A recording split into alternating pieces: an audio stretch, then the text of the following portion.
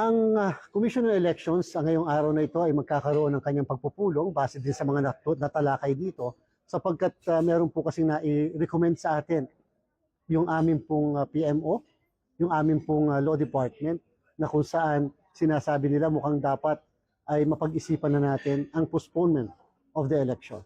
Yang pong postponement hindi dapat ikabahala ng lahat sapagkat nasa Omnibus Election Code po yan, nasa Section 5 ng Omnibus Election Code. Ibig sabihin, isa sa mga binigay na kapangyarihan sa COMELEC, isa sa mga ipinagkatiwala ng Kongreso na pwedeng gawin ng COMELEC, lalo na kung mayroong terorismo, violence, ika nga yung tawag na force majeure, yung hindi mo naman inaasahan, biglang nangyari, upang ipagpaliban ang halalan. At hindi ito indefinite, kasi may nakalagay na 30-day period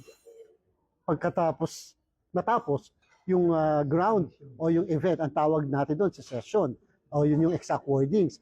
So, ibig sabihin, pwede namin yung ma-avail para lamang maampat ang dugo, ika nga, para lamang matapos yung uncertainty at bago na pag-usapan kung kailan.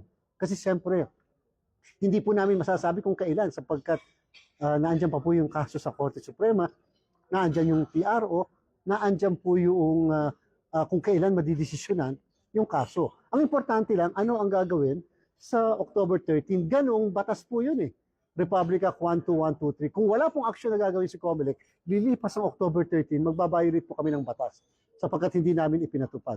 Kung darating October 13 pero may ginawa ang COMELEC na aksyon base sa iba pang umiiral na batas, then hindi po kami magbabiolate yung Republic Act na dapat may election tayo sa October 13. So dapat po ay maging certain lang.